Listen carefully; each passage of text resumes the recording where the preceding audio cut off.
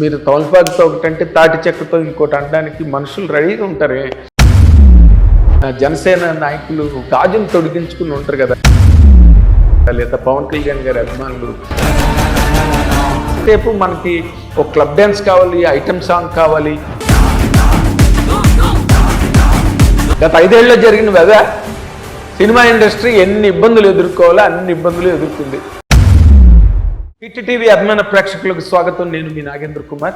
ఇప్పుడు burning topic ఏంటంటే అంబటి రాంబాబు గారు మొన్న ఆయన విధానంలో, ఆయన పద్ధతిలో హరిహర వీరమల్లు మీద, దానికి పెంచిన టిక్కెట్ల ధరల మీద, పవన్ కళ్యాణ్ గారి మీద ఒక రకంగా ఒకవైపున ఆయన మీద చాలా అవ్యాజమైన ప్రేమానురాగాలను కురిపిస్తూ అండ్ ఆయన హీరోగా సినిమా ఆడాలని ఆకాంక్షని అభిలాషని అభివ్యక్తీకరిస్తూ మాట్లాడి, మళ్ళీ మరో పక్కనే అంటే ఏదో అంటారు చూడండి, నోటితో పలకరించి నొసటితో వెక్కిరించడం అన్నట్టుగా ఆయన ఒక విచిత్రమైన వెర్షన్ని బయటికి వీడియో రూపంలో బయటికి వెలువరించడం అనేది మనం ఈ మధ్య మొత్తం అందరూ చూశారు. హరిహర వీరమల్లు అనేది ఫ్లాప్ అవుతానికి దగ్గరగా ఉంది, దీన్ని ఫ్లాప్ కానివ్వద్దు, ఇది హిట్ చేసే కార్యక్రమం చేయాలి, ఇది వైఎస్ఆర్ కాంగ్రెస్ పార్టీ కుట్రపూరితంగా ఫ్లాప్ చేయాలని ప్రయత్నం చేస్తుంది, ఒక్కొక్క టికెట్కి 600 రూపాయలు పెంచుకునేటటువంటి కార్యక్రమం. ఈ విధంగా దోపిడీ చేసే కార్యక్రమాన్ని పవన్ కళ్యాణ్ గారే సాక్షాత్తు చేయటం ధర్మమేనా?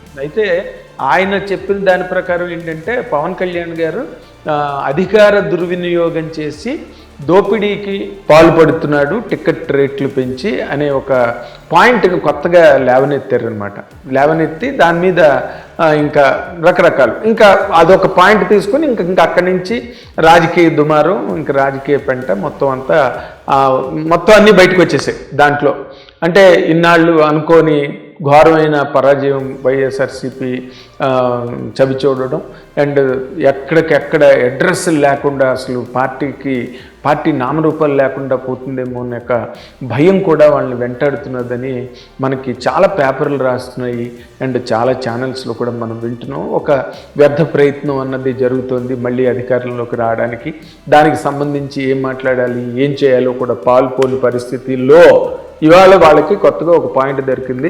హరిహర వీరమల్లు సినిమాకి టికెట్లు పెంచేశారు, అయ్యి బాబాయ్ దోపిడీ అయిపోతున్నది రాష్ట్రం అని చెప్పి పేద ప్రజలు కడుపు కొట్టేస్తున్నారు. ఇలాంటివేవో అప్పుడు వాళ్ళు ఆయన జగన్మోహన్ రెడ్డి గారు గవర్నమెంట్లో ఉన్నప్పుడు కూడా ఇలాంటి వాగ్వాదాలు బాగా జరిగాయి. అండ్ వాళ్ళు రాత్రికి రాత్రి పాత జీవోలు తీసుకొచ్చి భీమలా నాయక్ రిలీజ్ టైంలో టికెట్లు పెంపు పనికిరాదని, పేద ప్రజలకు అందుబాటులో టిక్కెట్లు ఉండాలని అదో రకమైన విచిత్రమైన అది పట్టుకొచ్చారు. పేద ప్రజలు సినిమా నచ్చితే ఆ రోజుల్లో ఎన్టీ రామారావు, నాగేశ్వరరావు సినిమాలకి, తర్వాత చిరంజీవి గారి సినిమాలకి, మధ్య టైంలో కృష్ణ గారి సినిమాలకి వాళ్ళు బ్లాక్లోని ఎంతైనా పెట్టి బ్లాక్లో టికెట్లు కొనుక్కుని వెళ్ళిన చరిత్ర సినిమా ఇండస్ట్రీకి ఉంది. సినిమా ఇండస్ట్రీ ముఖ్యంగా అంబటి రాంబాబు గారికి నేను చెప్దాం అనుకున్నది ఏంటంటే, cinema industry is not a startup company, it's an age old industry.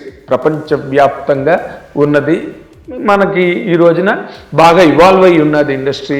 And దాని తాలూకా టికెటింగ్ వ్యవహారం కూడా అంతే. అంటే మారుతున్న బడ్జెట్లు, మారుతున్న మేకింగ్ స్టైల్స్, మారుతున్న స్టాండర్డ్స్, వీటన్నిటి రీచే టికెట్ రేట్లు కూడా తర్వాత మామూలు సింగిల్ స్క్రీన్ థియేటర్ల దగ్గర నుంచి మల్టీప్లెక్స్ కల్చర్ వచ్చింది, టికెట్ల రేట్లు పెరిగాయి.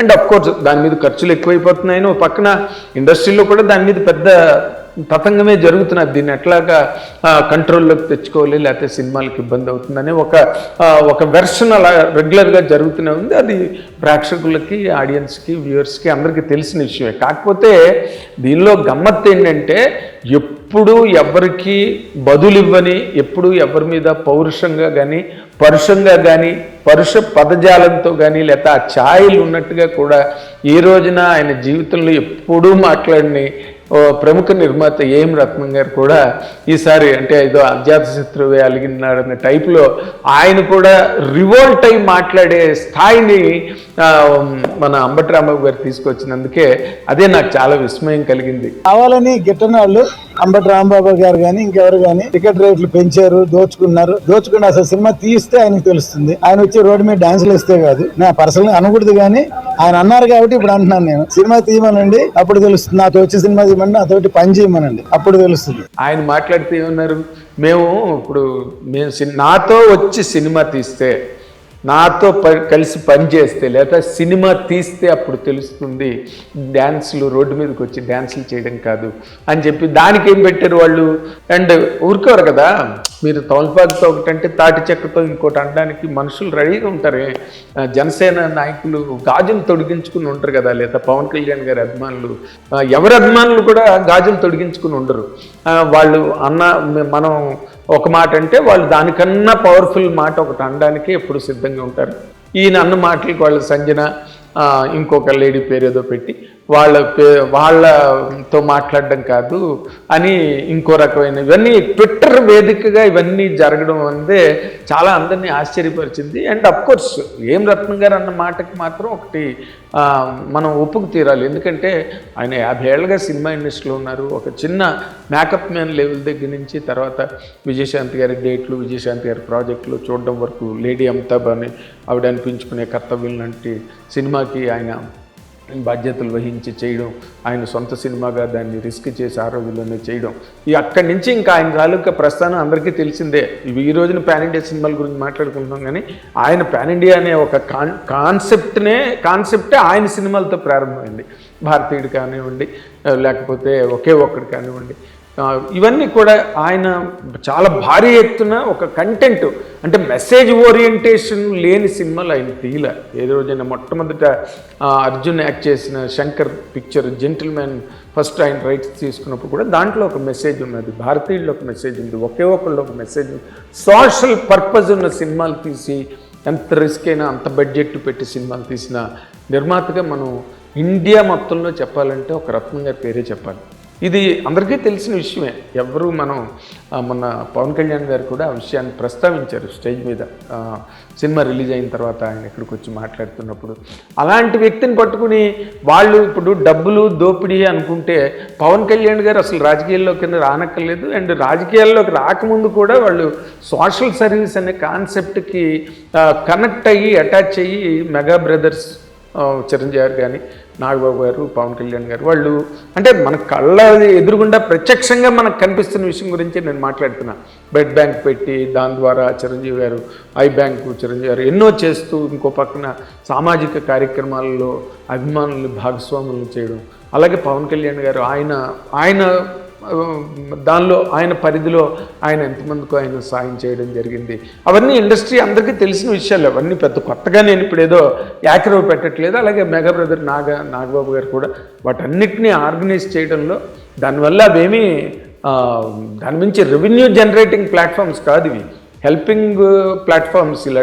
అలాంటి వాటిలో వాళ్ళు ఎప్పుడో దశాబ్దాలుగా ఉన్న మనుషులు వాళ్ళు. మెగా బ్రదర్స్ చిరంజీవి గారు కానీ, నాగబాబు గారు కానీ, పవన్ కళ్యాణ్ గారు కానీ. ఓకే, పవన్ కళ్యాణ్ గారు అనుకోకుండా రాజకీయాల్లోకి వచ్చారు. ప్రజాసేవ అనే ఒక కార్యక్రమం అన్న ఒక కాన్సెప్ట్తో ఆయన రాజకీయాల్లోకి వచ్చారు, కష్టపడ్డారు, ప్రజల దగ్గరికి వెళ్ళారు, జరుగుతున్నది చెప్పారు, ఎలాగ ఆంధ్రప్రదేశ్ రాష్ట్రం అన్యాయం అయిపోతున్నదో అనే ఒక కాన్సెప్ట్ని ప్రజల్లో అందరికీ మాసెస్లోకి తీసుకెళ్ళగలిగారు ఆయన.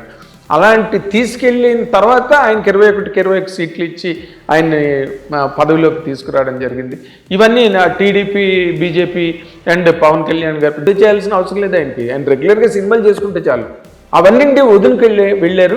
అండ్ నిర్మాత గురించి ఆయన పదే 100 సార్లు చెప్పారు ఏం రత్నం గారి గురించి. అలాంటి నిర్మాత, అంత గొప్ప నిర్మాత, కష్టపడి తీసిన ఈ సినిమాని నిలబెట్టి ముందుకు తీసుకొచ్చిన నిర్మాత అందుకనే ఆయన చాలా విచిత్రంగా అసలు నా కెరీర్లో ఎప్పుడు పవన్ కళ్యాణ్ గారి సినిమా ప్రెస్ మీట్లకు వచ్చి మాట్లాడడం కానీ, లేకపోతే చిన్న బయటలు ఇవ్వడం కానీ ఆయనకి ఎప్పుడు తెలియని వ్యవహారం అది. ఎందుకంటే ఆయన సినిమాలు వస్తే రిలీజ్ అయితే చాలు, ఆడిన సినిమాలు బ్రహ్మాండంగా దొళ్ళగొట్టి ఆడినాయి, ఆడని సినిమాలు ఆడలేదు, అందరికీ తెలిసిన విషయమే. కానీ ఈసారి ఆయన పనిగట్టుకుని నడుము కట్టుకుని ముందుకు వచ్చింది దేనికి అంటే, ఏం రత్నం గారు లాంటి ఒక నిర్మాత అన్ని కష్ట నష్టాలకి ఎదురొడ్డి అన్ని లోతుపాతుల్ని అధిగమించి అన్ని ఎత్తుపల్లాలని దాటుకుని ఈ సినిమాని కంప్లీట్ చేసి రిలీజ్కి తీసుకొచ్చి పవన్ కళ్యాణ్ అభిమానులకు అందజేయడం అనే ఒక గొప్ప కార్యక్రమాన్ని ఆయన చేశారు. కాబట్టి పవన్ కళ్యాణ్ గారు కూడా అంత వైడ్గా వచ్చి 2 సార్లు 3 సార్లు మీడియా ముందుకు వచ్చి మాట్లాడడం జరిగింది. పైగా ఇప్పుడు జనసేన ఎవరైనా సరే ఈ సినిమా డబ్బుల కోసం చేసిందా, లేదా ఒక ధార్మికత, హిందూ ధార్మికత, హైందవ సంస్కృతి లేదా హిందూ దేశం ఎలాంటి ఒడిదుడుకులని ఎలాంటి అరాచకాలకు లోనై ఈ భారతదేశంలో స్వంత దేశంలో ఇక్కడ హిందూ దేశంలో హిందువులు ఏ విధంగా బాధపడ్డారు. అసలు జిజియా ట్యాక్స్ గురించి ఈ జనరేషన్ వాళ్ళకి ఎవరికైనా తెలుసా? అసలు ఆ జనరేషన్లో ఉన్న వాళ్ళు మాత్రం చదువుకున్న వాళ్ళు ఎవరికో తెలుస్తుంది జిజియా ట్యాక్స్ గురించి. లేకపోతే హిందూ దేశంలోనే హిందువులు బతకడానికి ట్యాక్స్ కట్టాలని దేవాలయాలు పగలు కొట్టేస్తుంటే సోమనాథ్ టెంపుల్ బదులు కొట్టడం తెలియదా మనకి? ఎన్ని దేవాలయాలను ధ్వంసనాశనం చేశారు తురుష్కుల దగ్గర నుంచి తీసుకుంటే. అవన్నీ కదా, అదే కదా కాన్సెప్ట్ అంటే. ఎందుకో కాశ్మీర్ ఫైల్స్ ఆడింది, రేపు 5వ తారీఖున దంగల్ ఫైల్స్ రిలీజ్ కాబోతున్నది. ఇవన్నీ ఒక నేషనల్ ఇంటిగ్రేషన్కి సంబంధించిన విషయాలు.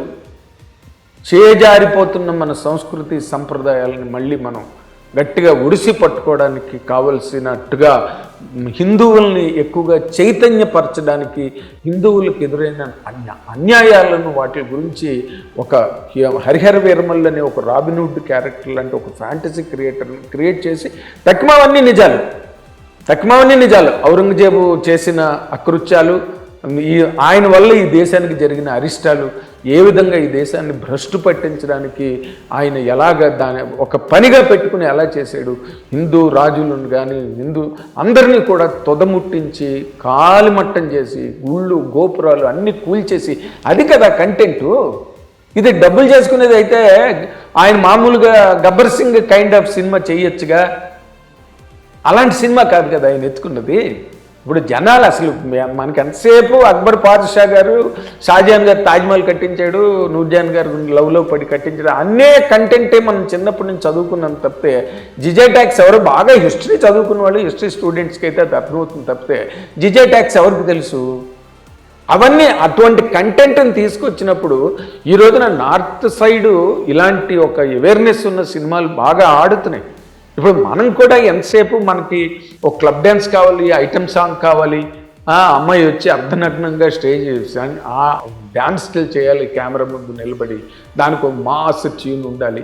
చాలా అద్భుతమైన పాటలు కీరవాణి గారు చేశారు, అద్భుతమైన RR, technically very sound film. ఇది ఇన్ని గొడవలు పడి ఇన్ని బాధలు పడి వాళ్ళు చేస్తే ఈయన దాన్ని దోపిడీ అనే ఒక పాయింట్ తీసుకొచ్చి అసలు మీ పార్టీలో జరుగుతున్న గొడవలు మళ్ళీ వాటిని ఎట్లా పునర్నిర్మించుకోవాలి, అసలు ఏమో క్యాడర్ ఏమో రావట్లేదంట, జిల్లా నాయకులు ఆయన గుంటూరు వెస్ట్లోనే బాధ్యతలు స్వీకరించడానికి ఎవరు నాయకులు ముందుకు రావట్లేదు, సభ్యులు అభ్యర్థులు రావట్లేదంటే వాటన్నిటిని మళ్ళీ కలిపి అంబటి రాంబాబు గారి చేతికి ఇచ్చారని చెప్పి టీవీలోని పేపర్లోని అన్నింటిలోనే వచ్చింది. అదేదో వాళ్ళ కార్యక్రమాలు చూసుకోవాలి తప్పితే దీన్ని రాజశేఖర రెడ్డి గారు ఏ రోజున కూడా ఆయన దగ్గర పనిచేసిన మనిషే అంబటి రాంబాబు గారు. రాజశేఖర రెడ్డి గారు ఏనాడైనా సినిమాలకు ఏం కావాలంటే అవి ఇచ్చారు, ఆయన ఎలా కావాలంటే అలా సపోర్ట్ చేశారు. ఎలాంటి ఆపదొచ్చినా ఆయన ముందు నిలబడి సినిమా ఇండస్ట్రీని వెనుతట్టి చేయబట్టుకుని గట్టెక్కించిన సందర్భాలు ఎన్నో ఉన్నాయి, అందరికీ తెలిసిన విషయాలు. అవే జరిగినవి మొన్న గత 5 ఏళ్ళలో జరిగినవి. అవే సినిమా ఇండస్ట్రీ ఎన్ని ఇబ్బందులు ఎదుర్కోవాలో అన్ని ఇబ్బందులు ఎదుర్కొంది వైఎస్ఆర్సీపీ గవర్నమెంట్ పవర్లో ఉన్నప్పుడు. అవి చూసుకోవాలి. పార్టీగతమైన పునర్నిర్మాణం, మళ్ళీ వాటిని ఎట్లా లేవనెత్తుకోవాలి. మొత్తం ఎక్కడో పడిపోయింది పవన్ కళ్యాణ్ గారు చెప్పినట్టు, ఆయన అన్నట్టుగా అదపాతాలు తొక్కేశాడు. ఈ రోజున పార్టీగా నామరూపాలు లేకుండా పోయే పరిస్థితిలోకి వచ్చింది. వాటిని చూసుకోవాలి కాబట్టి సినిమాల మీద ఎందుకండి పడ్డం రాంబాబు గారు? సినిమాకి ఏం సంబంధం? సినిమా అన్నది నిజంగా రత్నం గారు అన్నట్టు ఉత్తినే చూపిస్తామన్నా కూడా సినిమాకి రారు, ఉత్తినే రండి అంటే. ఎందుకంటే ఈ రోజున యూఎస్ రివ్యూలు వచ్చేస్తాయి, తెల్లవారు 11-12 గంటలకే మార్నింగ్ షో రివ్యూలు వెబ్సైట్లో వచ్చేస్తాయి, పబ్లిక్ టాక్ వచ్చేస్తుంది. జనాలకి థియేటర్కి రావట్లేదు అసలు ఏ సినిమాకిను. కాకపోతే పవర్ స్టార్ పవన్ కళ్యాణ్ అనే ఒక మాట, దానికి ఉండే ఆ వైల్డ్ ఫైర్ కనెక్ట్ ఏదైతే ఉందో దానివల్ల సినిమాకి ముందుకి జనాలకి టికెట్ పెట్టినా కూడా ప్రాబ్లం లేదు, ఎంత టికెట్ అయినా కొంటారు. అలాంటి హీరోలకు కదా రేట్లు పెంచుతారు. చిన్న హీరోలకు రేట్లు పెంచి ఉపయోగమే ఉంది? మామూలుగా కొనడానికే కష్టంగా ఉంది. మధ్య ఎన్ని సినిమాలు పోయాయి తెలుసా మీకు? అంటే ఏంటి, ఆ హీరోకి ఆ పుల్లు ఉండాలి, థియేటర్ పుల్లు. అలాంటి వాళ్ళకి టికెట్ రేట్లు పెంచిన అప్పటికీ వద్దాం అనుకున్న వాళ్ళు వస్తారు, రాని వాళ్ళు రారు. అది దానిలో దోపిడీ ఏముంది? కానీ ఇవన్నీ ఓ పక్కన పెడితే రత్నం గారు ఎప్పుడు మాట్లాడిన వ్యక్తి, అసలు ఆయన ఎన్నిసార్లు అడిగినా ఏ విషయం మాట్లాడిన వ్యక్తి చేత అంబటి రాంబాబు గారు మాట్లాడించినందుకు మాత్రం అంబటి రాంబాబు గారికి అభినందనలు తెలియజేయాలి ఈ విషయంలో మాత్రం. Thank you very much. Hit TV app ఇందులో short news, live news, entertainment shows, movies, digital magazines తో పాటు మీ జిల్లా వార్తలను కూడా ఫ్రీగా చూడొచ్చు. ఇంకెందుకు ఆలస్యం, వెంటనే హిట్ టీవీ యాప్ ని డౌన్లోడ్ చేసుకుని ఫ్రీగా ఎంటర్టైన్మెంట్ పొందండి. Hit TV app. Hit TV app. Please download Hit TV app. Hit TV యాప్ని ఫ్రీగా డౌన్లోడ్ చేసుకొని ఎంజాయ్ చేయండి. మీకు నచ్చిన ఎంటర్టైన్మెంట్ కోసం హిట్ టీవీ యాప్ ని ఫ్రీగా డౌన్లోడ్ చేసుకుని ఎంజాయ్ చేయండి. హిట్ టీవీ యాప్ని డౌన్లోడ్ చేసుకుని ఆస్వాదించండి, ఆశీర్వదించండి. ఇంతమంది సెలబ్రిటీలు హిట్ టీవీ యాప్ ని డౌన్లోడ్ చేసుకోండి అని చెప్తున్నారంటే ఎంత మంచి యాప్ ఆలోచించండి. అమెరికా అమెరికా అమెరికా అమెరికాలో చదవాలనుకునే వాళ్ళకి విశ్వసనీయమైన పేరు మన శౌర్య కన్సల్టెన్సీ. UK లో 1 year masters. UK లో 1 year masters. 2 years work permit up to 5 years visa. Contact Saurya Consultancy. Contact 89851 89851.